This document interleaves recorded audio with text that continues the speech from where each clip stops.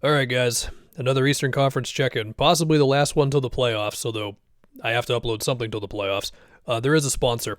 We're going to start with just the Pistons and Cade real quick. It's been a couple days now since we heard about his collapsed lung. Obviously, best wishes to Cade. I mean, there's a chance he'll be ready for round one. It could be 3 weeks, it could be closer to like 5 to 6 weeks. The latter would be a disaster for them, we'll just see. I do think they'll hold on to the 1 seed. I don't think there's like a lot of fear with that because the defense is still going to be great. Enough has been said about if he doesn't make it and other injuries we've had and the 65-game rule and all that.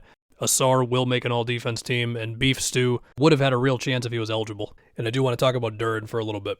Duren lately has been scoring like crazy, and I'm not going to say that it's a whole bunch of self-creation, even if you will see the occasional play where he takes the big guy off the dribble, but I do still think there's enough plays where like he'll get a pocket pass from Duncan or Giannis or LeVert, and he'll have to put the ball on the floor for like one dribble and then kind of sidestep the big guy in front of him. Or in one of the recent Grizzlies games, he just had these great seals around the basket to get lob passes or entry passes from Cade.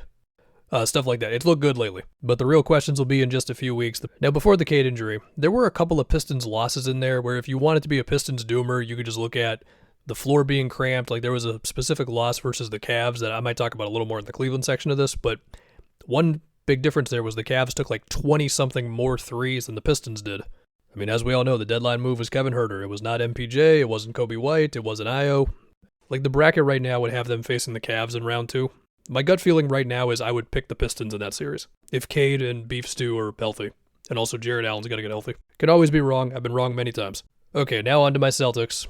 So I feel like when I watch Tatum right now, besides being like, this is really cool, I find myself every 5 minutes going from, he looks better than I was expecting, and also, oh, he's clearly not 100% yet, which is not surprising. So maybe it is exactly where I expected, I don't know. Physically, the thing that I've noticed the most is he can already get back to like helping off of his guy in the corner on the wing, having a foot in the paint, but still able to get a closeout and have his arms stretched out the whole time, and he's grabbing boards as if he never left. Like he will have these drives where he's able to get as physical as you can, I guess, expect him to be right now.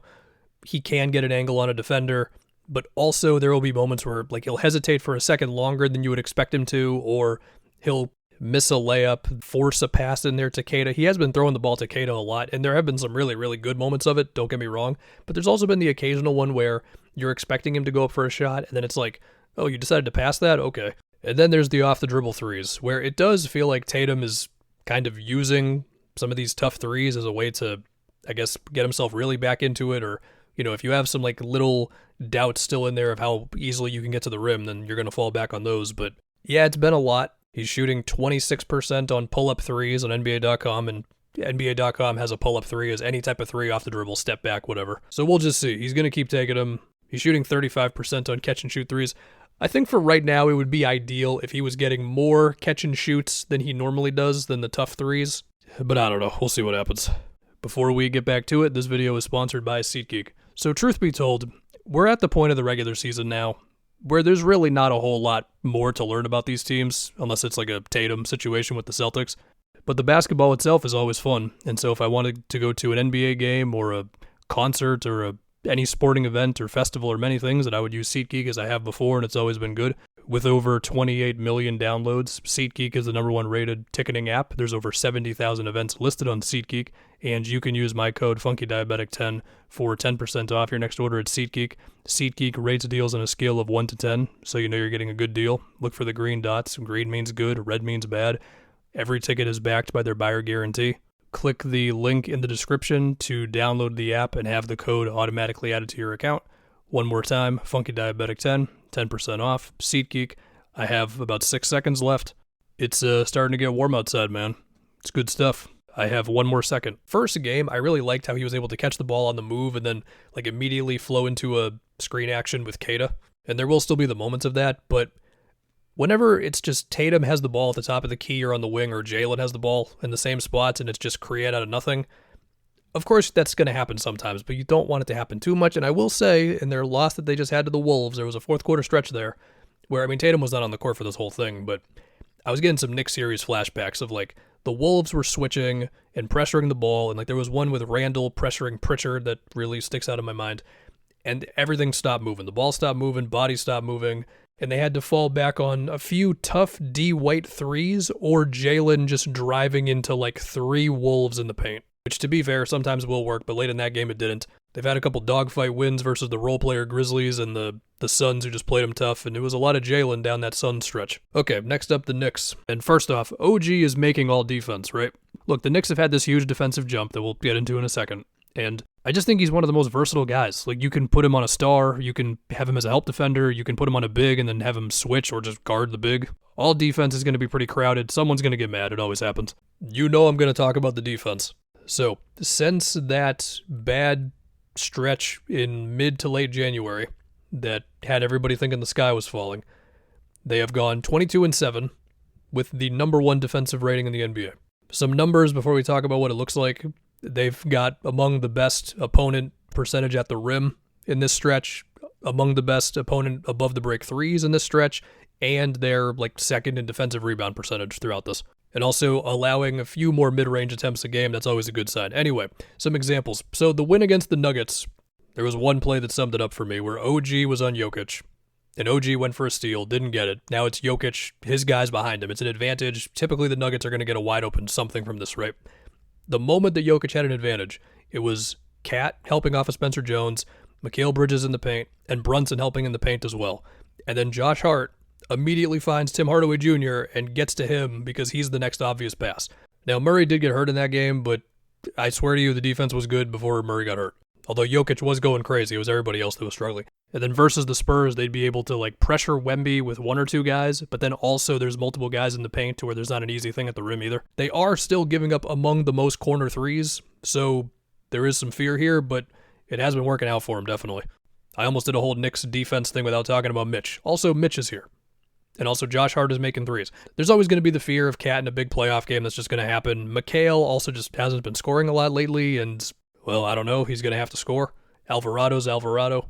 They are now 3rd in offense and 5th in defense for the season. I mean, that's the profile of a contender. Okay, next up, the Cavs. There does seem to be this collective malaise about the Cavs right now, just with the way people talk about them or don't talk about them, honestly. I don't know if it's because they just didn't look good versus the Celtics, or they had a little 3-2 or 2-3 stretch in there, or people just don't believe in this team or believe in Harden in the playoffs, whatever it might be. Which, to be fair, I am skeptical of all those things. But, look, some of these games, like they had a Knicks win where defensively, Harden not being Garland and not being as easy to just go out in 1v1s, as well as like Dean Wade in there, it just made them very switchable, and the Knicks just kind of didn't have a matchup to go at too hard. And also, Mobley was on Cat. I don't know, can Cat body Mobley in the post? Are we going to try? No? Okay. Because also Allen was helping off of Josh Hart. Anyway, Allen is out right now. I don't really know when he's coming back. I'm assuming it's before the playoffs. The Pistons win. I mean, Cade shot bad, and I mean, Asar and Duran like had good scoring games, and Tobias, but I didn't get the feeling that the Cavs were too terrified of the other Pistons doing enough on offense to beat them. Like they were like, if we load up enough on Cade and he'll get some assists, he got like 14, we're probably going to win, and they did. Now, Cade can be better than that, of course, and I do think in a series if they meet each other, like the Pistons could just physically get to a level that I don't know if the Cavs can get to, but in that one game, it worked out for him. And also, Schroeder had some drives late in that game where Asar was on Harden, so he had some free reign to drive. Mitchell wasn't playing. Besides all that, Mobley has been scoring. He's had some nice moments with Harden on screens, some pocket passes, some entry passes when he's got a steal, and still the occasional drive or pushing off of a rebound where Mobley's able to just kind of mash somebody in the paint or whatever. We're going to do another round of Mobley's offense when we get to the playoffs. And then with Strus being back, that took a while. And Keon and Schroeder here, suddenly they got what feels like a whole new bench. Shout out Naquan Tomlin. Should be said, they played the Pistons really close just a few games prior with no Mitchell or Harden. So those are the top 4 teams. You know what, we're going to jump ahead to the Hornets now. The jump ahead to the 10th seed, as the Magic and the Heat have lost 4 games in a row each, at least as I do this, and the Hornets have won 3 in a row. Still the 10th seed, though. The Hornets just played the Magic, and the score goes from like a 3-point game in the second quarter to like a 15-point game in what felt like 2 minutes. It's like Javon Carter fouled Con Knipple on a 3. It was a classic Con ghost screen. LaMelo ran a screen with Brandon Miller. They don't switch it, so he gets downhill. Desmond Bane, for some reason, helps off of Con in the corner, but I don't think he really needed to. That's a 3. Sion had a couple of good defensive possessions on Suggs and Paulo as they took some blah jumpers.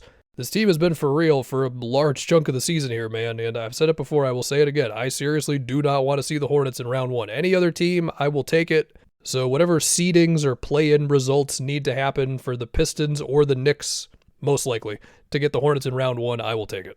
21-6 since January 22nd. This team is real. The Raptors, I don't know, man. They had this Nuggets game that went down to the wire. Scotty was battling Jokic in the post. I do think Scotty should be first team all defense. But Hardaway made some threes and they lose, and then at one point they were down 30 to Phoenix. I don't know. Now we go to Atlanta where, yes, they have taken advantage of a soft schedule and they got blown out by the Rockets, but I'm just going to say some nice things, okay? Big picture-wise, they're playing with house money because they don't control this year's pick. They've got the Pelicans-Bucks thing going on. And between the Jalen and Nikhil jumps, which are the big ones, and then also Dyson, where I think early in the season it was clear that the three ball just fell off. And I think a lot of people have just had that in their mind the whole year with Dyson. Lately, he's been putting a good amount of pressure on the rim, drives, transition, cuts, screening, playmaking as well to still contribute to the offense. And then, for what it's worth, the last couple of games he's made some threes, but pretty much I do not fear Atlanta like I would the Hornets. I don't fear Atlanta at all. They play the Celtics twice in a little bit here, so we'll see. Maybe I'll eat my words, but everything's all good with the Hawks. Shout out to Atlanta. Shout out VJ and Maxey. Whole fan base is mad. I don't know. They haven't completely cratered. Now for the Magic. So is Franz just going to miss the rest of the year with this ankle sprain that, is apparently one of the more gnarly ankle sprains that you can get? He's been out since December with this thing, unless I'm forgetting a different injury. I guess he just practiced with the G League or something, so I don't know. There's only a few games left. That's him and Anthony Black coming back and them actually somehow being the healthiest version of themselves with very little time to go is the most optimistic hope you can have for the rest of this season. Besides that, as they've lost 5 in a row now, I think Mosley is going to get fired. We have had another season go by where the Paulo-Franz fit just really didn't get an opportunity. Suggs once again confirming that when he's in the game, they're good, but also he's been part of at least 4 of the 5 losses they've had recently. I don't know, man. Anthony Black became a different player, so that's nice. Javon Carter's better than 2026 Tyus Jones, so they got that going for him.